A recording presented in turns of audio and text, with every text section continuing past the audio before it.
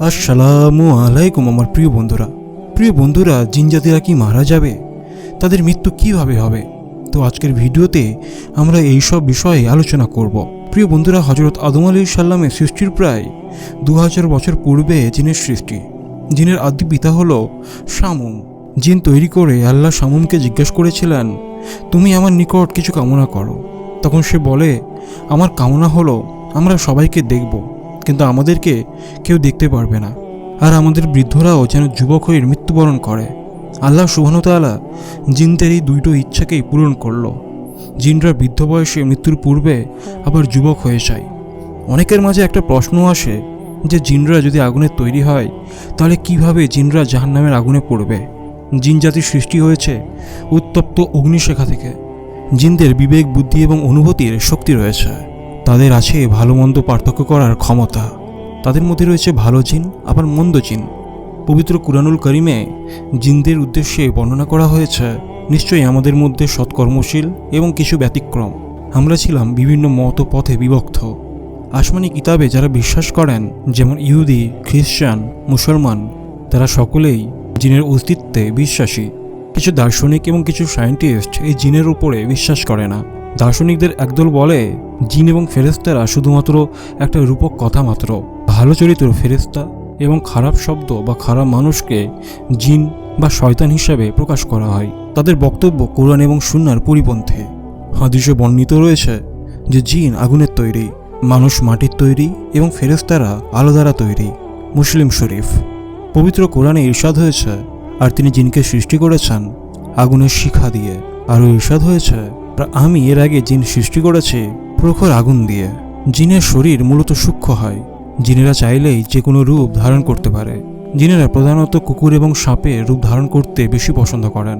কিন্তু আপনাদেরকে জানিয়ে রাখি যে সাপ দেখলেই কখনো এটা ভাববেন না যে ওটা জিনই হবে।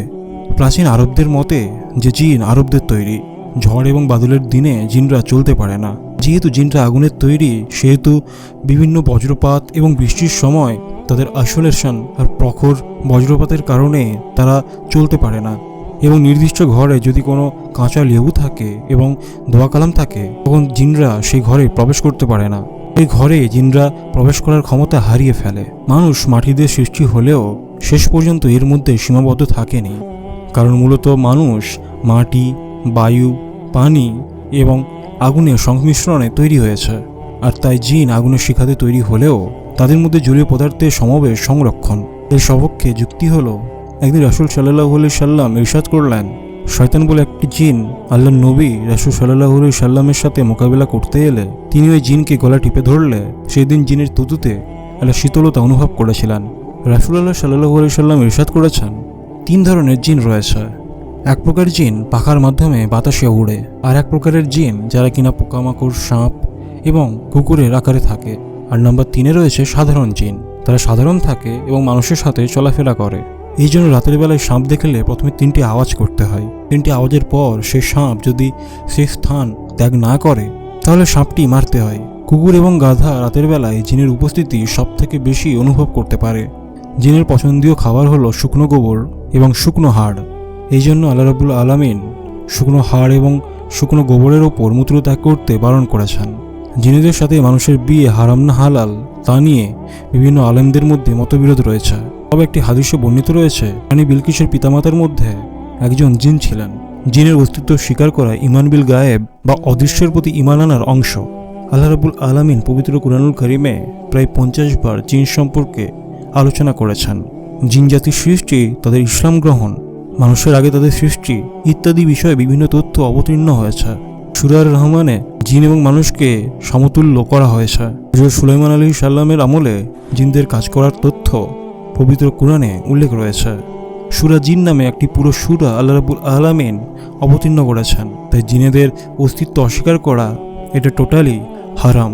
তো এখন প্রশ্ন হলো যে মানুষের মতোই জিনেরাও কি মৃত্যুবরণ করে? তাহলে উত্তর হলো জি হ্যাঁ, জিনেরাও মানুষের মতোই মৃত্যুবরণ করে, তাদেরও মৃত্যু হয়। হাদিস শরীফে বর্ণিত রয়েছে, আমি চিরঞ্জীব, আমি কখনো মৃত্যুবরণ করি না, অথচ মানুষ এবং জিনেরা মৃত্যুবরণ করে। বুখারী হাদিস নাম্বার 7383। তবে জিনদের মৃত্যুর উপলক্ষ মানুষের মৃত্যুর উপলক্ষের সঙ্গে নাও মিল খেতে পারে। সাধারণত জিনেরা জ্বলন্ত অগ্নিশিখায় পড়ে মারা যায়। হত্যা এবং লড়াইয়েও অনেকের মৃত্যু ঘটে। তাদেরও অসুখ বিসুখ হয়। অসুখের মাধ্যমে অনেকের মৃত্যু হয়ে থাকে। আবার অনেকে সাগরে ডুবেও মারা যায়। সাগরের তলদেশে চলে গেলে তারা আর কখনোই ফিরে আসে না। কেউ কেউ আবার মহাশূন্যে হারিয়ে যায়। জিনরা যেহেতু বিভিন্ন আকৃতি ধারণ করতে পারে, তাই ধারণকৃত আকৃতিতেও তাদের মৃত্যুবরণ হতে পারে। শয়তানও জিন জাতির অন্তর্ভুক্ত, কিন্তু অন্য জিন তার মতো নয়। তাকে কিয়ামত পর্যন্ত হায়াত দেওয়া রয়েছে।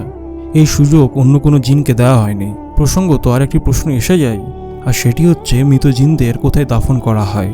তো এর জবাব হলো, যেহেতু রাসূলুল্লাহ সাল্লাল্লাহু আলাইহি সাল্লামকে জিন জাতির জন্যও প্রেরণ করা হয়েছে, অতএব তারাও কবর দেওয়ার ব্যাপারে ইসলামিক রীতিনীতি মেনে চলতে বাধ্য।